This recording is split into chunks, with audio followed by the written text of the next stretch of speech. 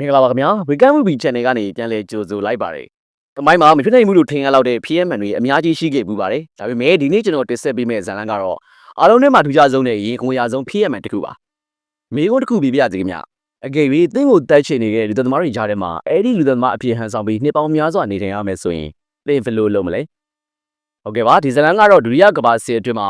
ဂျူးလူမျိုးတယောက်ဖြစ်ပြီးမြဲနာဇီဂျာမန်စစ်တပ်ရဲ့ထက်တန်းစားចောင်းသားစစ်သားတယောက်အဖြစ်နှစ်ရှည်လာများဟန်ဆောင်အသက်ရှင်ခဲ့ရတဲ့ Solomon Bray ခေါ်ဆာလက်ရဲ့မယုံနိုင်စရာဘဝခီးခြင်းပဲဖြစ်ပါတယ်။ရန်သူရင်ဝင်ထဲမှာရန်သူလူဟန်ဆောင်ရင်သူဘယ်လိုရုန်းကန်ခဲ့ရတယ်လဲ။သူ့ရဲ့အကြီးမားဆုံးလျှို့ဝှက်ချက်ဖြစ်တဲ့အရေးပြားဖြတ်ထားခြင်းကိုသူဘယ်လိုဖုံးကွယ်ခဲ့တယ်လဲ။အစိုးရနားဆင်ကြည့်လိုက်အောင်ပါ။ဇလိုင်းရဲ့အစမှာတော့1938ခုနှစ်ဂျာမနီနိုင်ငံရဲ့မြို့ငယ်လေးတစ်မြို့ကိုမြင်တွေ့ရမှာပါ။ဆာလက်ဆိုတဲ့ကောင်လေးကိုရီချိုကန်ထဲမှာစတင်မိတ်ဆက်ထားပါတယ်။သူကဂျူမီသားစုကဆင်သက်လာသူဖြစ်ပြီးသူ့ရဲ့မွေးနေ့ကကန်ဂျမာရဲ့ကြီးစားမှုလိုပဲပြောရမလား။နာဇီခေါင်းဆောင်ကြီးအဂျော့ဟစ်တလာနဲ့မွေးနေ့ချင်းတိုက်ဆိုင်နေတာပါ။အဲ့ဒီနေရာဆာလက်အတွက်အရေးကြီးတဲ့နေ့တွေပါ။ဂျူတုံးဆန်ရအသက်73နှစ်ပြည့်တဲ့အခါလွမ်းမြောက်ခြင်းအထိတ်အမှတ်ပြုလုပ်ဖို့ပြင်ဆင်နေတာပါ။ဒါပေမဲ့ရေချိုးနေတုံပြည်နေပေါက်ပြင်ဘက်ကိုကြည့်လိုက်တဲ့အခါလမ်းမပေါ်မှာနာဇီယူနီဖောင်းဝတ်လူငယ်တွေစစ်ချီတက်နေတာကိုတွေးလိုက်ရပါတယ်။အဲ့ဒီတယောက်ကဆာလက်ကိုလှမ်းပြီးရှာထုတ်ပြောင်ပြလိုက်တယ်လို့ဆာလက်ကလည်းကလေးပီပီပြန်ပြီးရှာထုတ်ပြောင်ပြလိုက်ပါတယ်။ဒါကလေးနှစ်ယောက်ရဲ့အပြည့်ကင်းနဲ့အထနောက်မှုလို့ထင်ရပေမဲ့ဒါပုံနိုင်မလာခင်ညိသက်ချင်းပါပဲ။ညောင်းတဲ့ခါမှာတော့တမိုင်းဝင်ဖန်ခွင်းညအဓိကရုံစတင်မှာတော့တယ်။ဂျာမန်တွေကဂျူးတွေပိုင်တဲ့ဆိုင်တွေအိမ်တွေကိုဖျက်ဆီးပြီးမှန်တကားတွေကိုရိုက်ခွဲကြပါတယ်။ဆာလက်ရဲ့အိမ်တကားကိုရိုက်ချိုးပြီးနာဇီတွေဝင်လာတဲ့အခါဆာလက်ဟာရီချိုးကန်ထဲကနေကိုလုံးဒီနဲ့ဗီဒီမောက်ကနေခုံချထွက်ပြေးခဲ့ရပါတယ်။အပြင်မှာမဲမောင်ပြီးစောင်းရင်းအေးတန်ကလည်းပြင်းထန်နေပါတယ်။သူကခြံထဲကတန်စီပိုင်းဟောင်းကြီးတစ်ခုထဲမှာဝင်ပုန်းနေခဲ့ရပါတယ်။မနယ်လေးလိုအိမ်သားချင်းတယောက်ကိုညီနဲ့အဝတ်စားရပြီးအိမ်ကိုပြောင်းတဲ့အခါမှာတော့ရင်ခွဲပက်လက်မြင်ဝင်းကိုတွေးလိုက်ရပါတယ်။သူ့ရဲ့ဒီခုလုံးပျက်စီးနေပြီးသူ့ရဲ့အမားဖြစ်သူဘက်တာဟာနာဇီတွေရဲ့လက်ချက်နဲ့ရဲစစ်စစ်အသက်ခံထားရပါပြီ။ဖခင်ပြည်သူကဆုံးဖြတ်ချက်ချလိုက်ပါတယ်။ငါတို့ဂျာမနီမှာဆက်နေလို့မဖြစ်တော့ဘူးဆိုပြီးမိသားစုလိုက်ပိုလန်နိုင်ငံလုစ်မြို့ကိုထွက်ပြေးခဲ့ကြပါတယ်။ပိုလန်ကိုရောက်သွားပေမဲ့သူတို့ရဲ့ကန်ဆိုးမိုးမောင်ကပြီးမသွားပါဘူး။1939ခုနှစ်မှာဂျာမနီကပိုလန်ကိုကြီးကျော်တိုက်ခိုက်ပြန်ပါတယ်။ဆာလက်ရဲ့မိဘတွေကတားနှစ်ယောက်ဖြစ်တဲ့ဆာလက်နဲ့သူ့ကိုအလက်စ်ကိုခေါ်ပြီ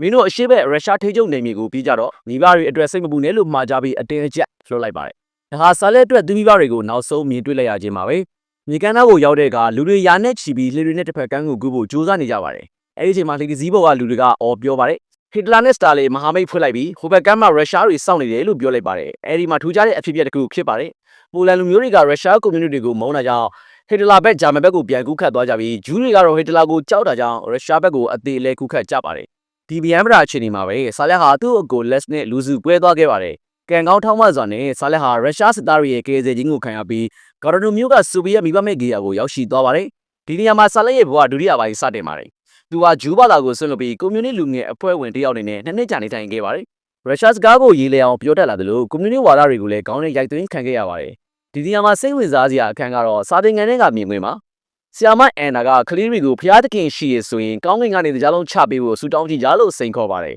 ။ကလေးတွေဆူတောင်းပေးမယ်ဘာမှကြမလာပါဘူး။အဲဒီကဆီယာမကကဲရဲဘော်ကြီးစတာလင်ကိုတရားလုံးပေးဖို့တောင်းဆိုကြည့်ကြစမ်းလို့ပြောလိုက်တဲ့အခါမျက်နှာကျပေါက်ကနေတရားလုံးတွေမူးရတယ်လို့ကြားလာပါတယ်။တကယ်တော့ဒါဟာလူကြီးကြီးကြိုတင်စီစဉ်ထားတဲ့ဝါဒဖြတ်မှုတက်ပါပဲ။ဒါပေမဲ့ကလေးတွေရဲ့စိတ်ထဲမှာတော့စတာလင်ဟာဖျားသခင်တဲ့ပူစွမ်းတယ်လို့ယုံကြည်သွားကြပါတယ်။1942ခုနှစ်မှာတော့ဟစ်တလာကစတာလင်နဲ့သဘောတူညီချက်ကိုဖျက်ပြီးတော့ရုရှားကိုဝင်တိုက်ပါတော့တယ်။ပြီးပါမဲ့ဂီယာခရီးတွေထွက်ပြေးကြရင်လည်းဆာလက်တယောက်ထဲကျရင်ခဲ့ပြီးဂျာမန်စစ်တပ်ရဲ့ဖန်ဆီးခြင်းကိုခံလိုက်ရပါတယ်။ဒီခါရုရှားတကူလုံးရဲ့အသေးထိတ်ဆုံးအချိန်ပါပဲ။ဂျာမန်စစ်သားတွေကသုံးမှန်တွေကိုတန်းစီကိုက်ပြီးဂျူးတွေနဲ့နိုင်ငံရေးသမားတွေကိုရှစ်ထွက်ခဲ့လို့အမိန်ပေးပါတယ်။ရှစ်ထွက်သွားတဲ့သူတွေကိုကွေးမိကိုခေါ်သွားပြီးစစ်တပ်နဲ့ပစ်တက်ဖို့ပြည်နေကြပါပြီ။တဒတ်တွေတိုင်းကြားနေရတဲ့အချိန်ဆာလက်ရဲ့အလှည့်ကိုရောက်လာပါတယ်။ဂျာမန်စစ်သားကမင်းကဂျူးလားလို့မေးတဲ့အခါဆာလက်ကစက္ကန့်ပိုင်းတွင်ဆုံးဖြတ်ချက်ချလိုက်ပါတယ်။သူကသူ့ရဲ့ဂျူးစာရဲ့စာတန်းကိုခြေထောက်အောက်မှာနင်းချေမြုပ်လိုက်ပြီးတော့ဂျာမန်စကားကိုကျွမ်းကျင်ပိုင်နေစွာနဲ့ပြန်ဖြေလိုက်ပါတယ်။မဟုတ်ပါဘူးခင်ဗျာကျွန်တော်ကဂျိုးဇက်စပီတာပါလို့ပိုလန်ကမယူရမယ့်ဂေယာကိုရောက်နေတဲ့လူမျိုးစုဂျာမန်တယောက်ပါဆိုပြီးလိန်ပြောလိုက်ပါတယ်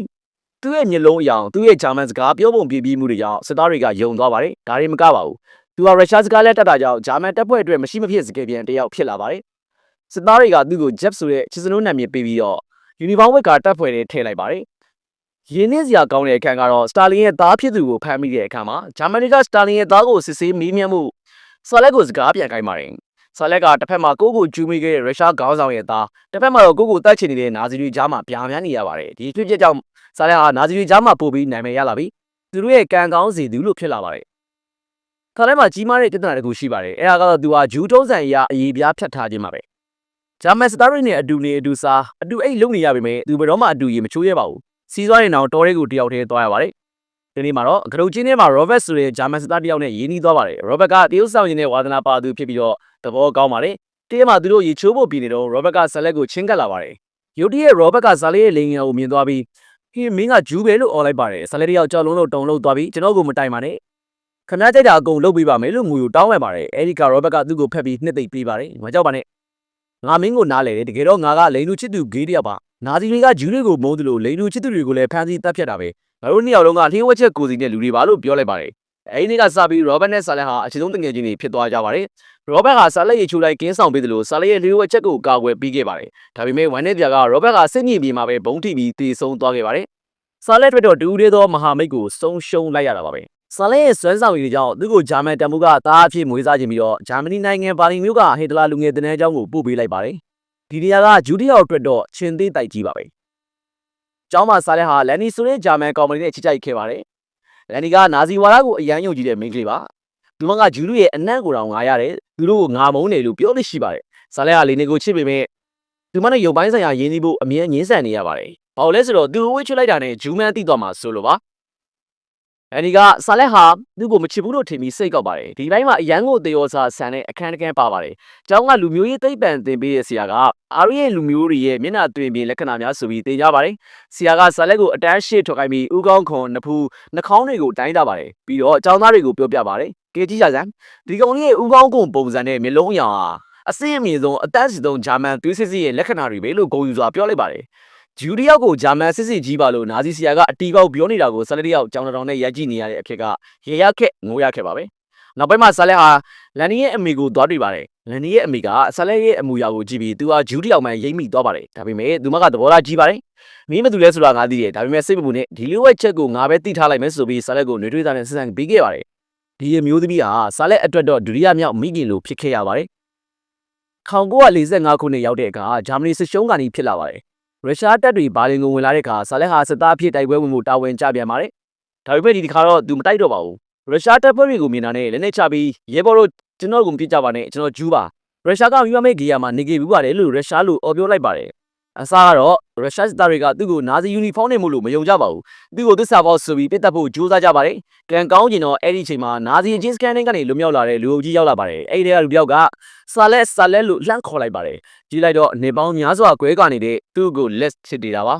ညီကိုနှစ်ယောက်ဖလဲတကင်းငိုကြွေးကြတဲ့မြင်ကွင်းကတကယ်ကိုရင်ထဲစိုးနေစရာပါ